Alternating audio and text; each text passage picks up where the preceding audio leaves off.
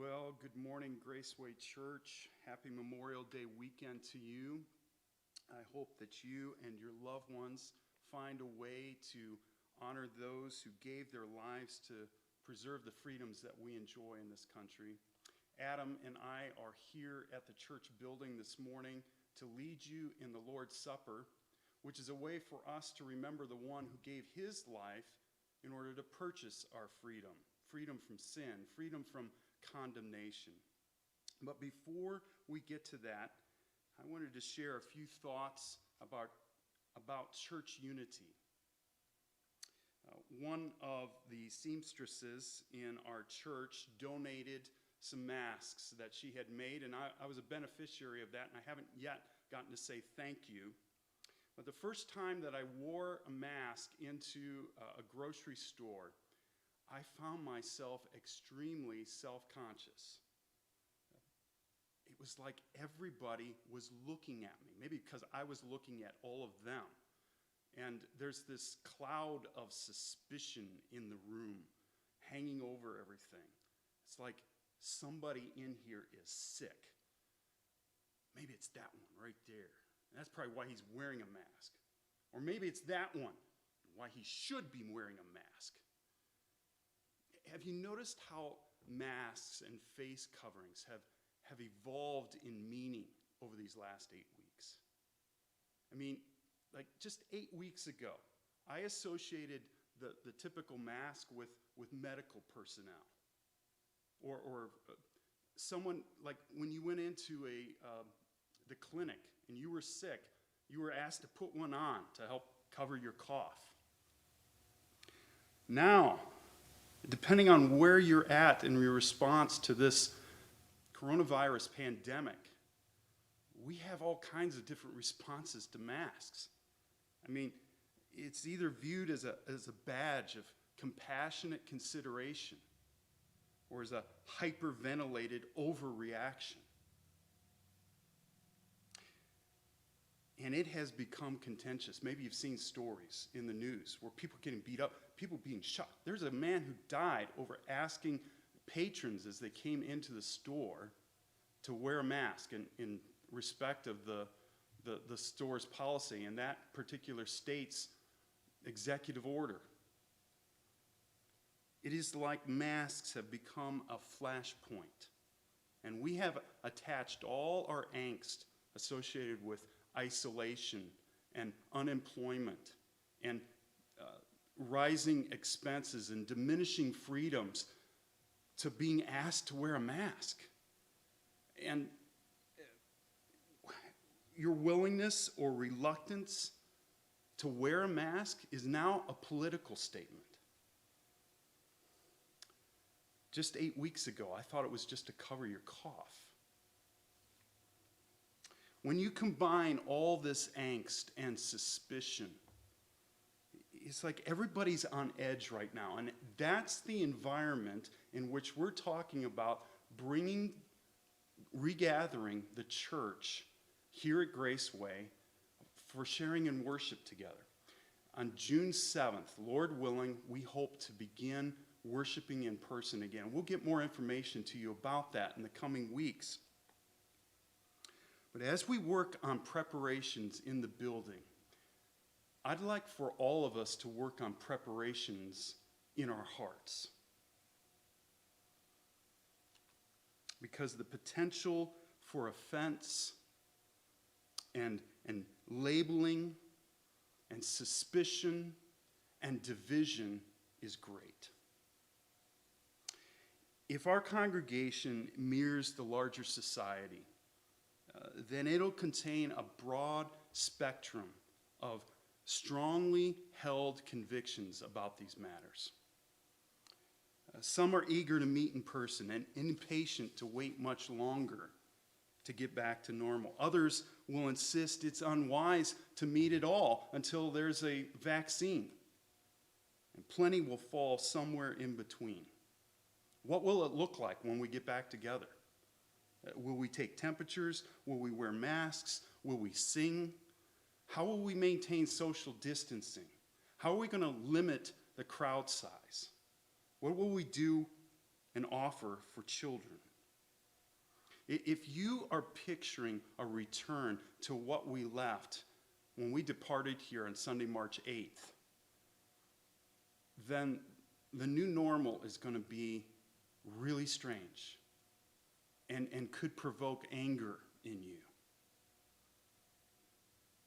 I'm aware that as we make decisions choosing among unpopular alternatives, that it is impossible for us to select something that will not anger or offend someone somewhere on that spectrum.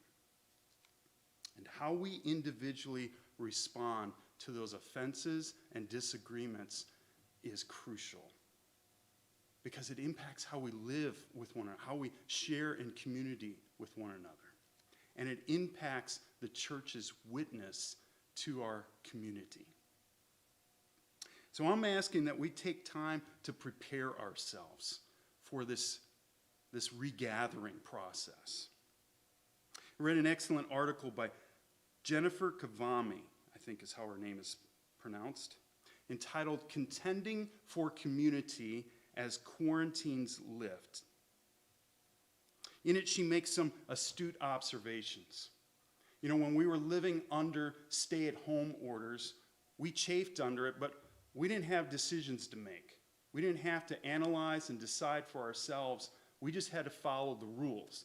Now that the stay-at-home orders are being lifted, suddenly those decisions are being pushed down on every individual family. And we have now the decisions to make. Can our small group meet? Is it safe to have play dates with my kids' friends? Will we attend worship when it resumes, and under what conditions? And when can we go have dinner with Grandpa? And while there is this sense of freedom and relief at having choices again, there's also a sense of worry and weight, because we recognize that these decisions carry significant consequences. But here's where her insight was most keen. She writes this: "I also imagine these decisions could be battleground for unity in our churches. Each family is going to come to different decisions based on their level of comfort. And the enemy is certainly going to tempt all of us to be judges of their decisions. We'll be tempted to be offended when others aren't comfortable getting together with us and judge them as too fearful. We want to look down on those who open their social circles much larger than we're comfortable with and judge them as irresponsible." Have you encountered those kind of urges already in yourself, in others? We're going to have to fight against those internal urges. We're going to have to contend for community. So here are a couple things that I want us to work at and exercise in the days ahead. Number one, humility. Pastor Rod emphasized that in this weekend's message from 1 Peter 5.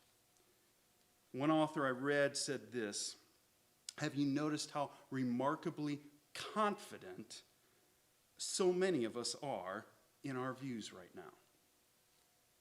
Unfounded certainty on the part of lay people, leaders, modelers, and experts alike is a contagion at least as viral as COVID-19 itself.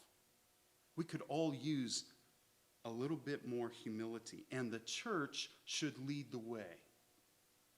Listen, humility doesn't mean that we have to stop any kind of conversation. You just need to accept what's been handed to you. We certainly can converse about this. I want us to be able to express our differing views on this topic so that we might come to a richer and wiser consensus. But we need to do so graciously. Humility requires that we approach these topics with a perspective, with an attitude that sounds like, hey, I might be wrong in this, but here's how I see things. Humility means listening well to one another. No, I don't have all of the answers. And yes, I can learn something from someone else. Humility does not assume that we've found the definitive answer. Once we settle on a plan, we can't look at other churches and think, they're really messing up here. None of us have been down this road before. We are building the plane in the air as we fly. I heard one person describe it as. And no, the answers are not obvious.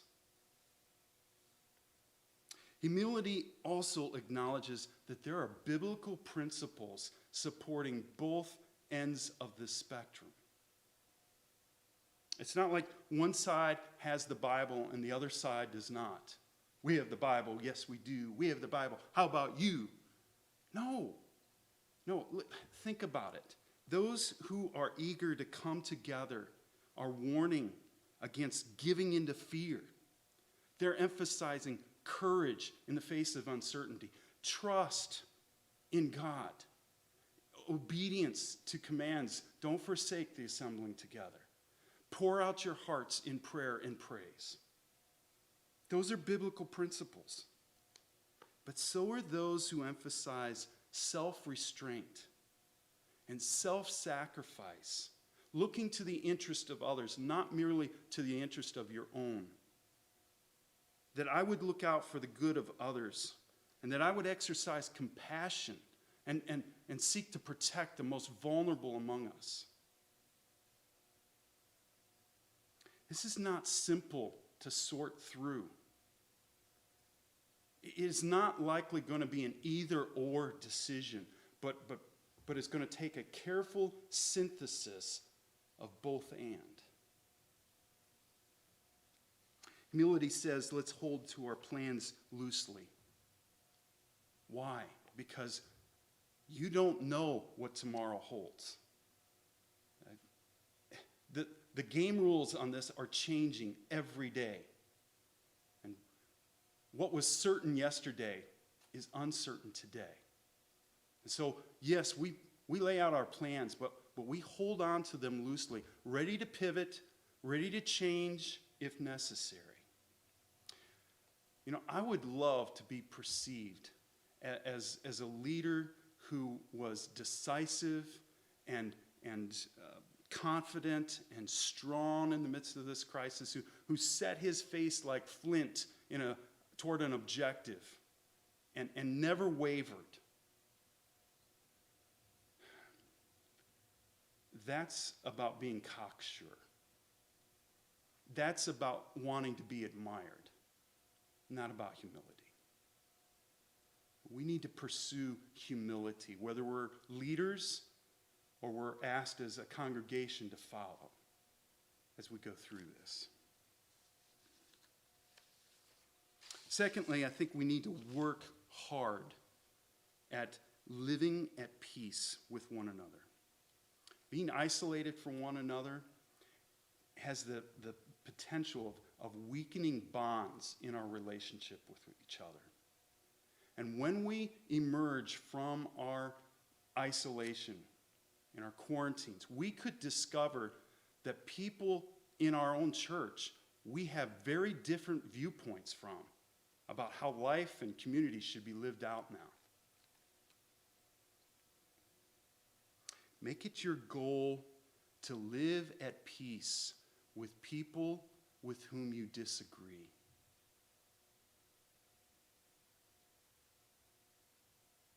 If you've got a critical spirit,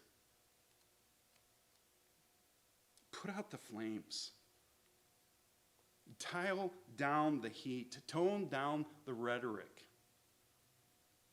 In Ephesians 4, the Apostle Paul transitions from theology in the opening 3 chapters to living principles in the remaining 3 chapters.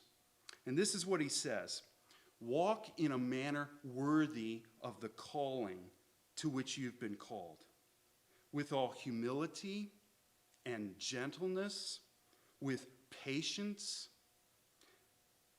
bearing with one another in love, eager to maintain the unity of the Spirit in the bond of peace. That idea of bearing with one another presupposes that there are differences between one another. I mean, if there's no differences, you're not having to bear. If somebody thinks exactly like I do, we're not bearing with one another.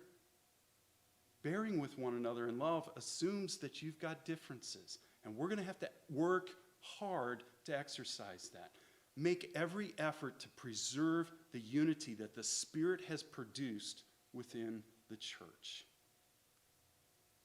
Others are going to have boundaries that fall in different places than you. Don't jump to the worst possible assumption concerning their motives. Instead of tearing them down or slandering them with labels, let's be eager to maintain the unity of the Spirit. Let's work hard at it. Be diligent to pursue it. GraceWay Church, some of you have been together here for decades. And you have been through both great days and difficult days. Some hard challenges. Don't separate over this. Don't let coronavirus divide us.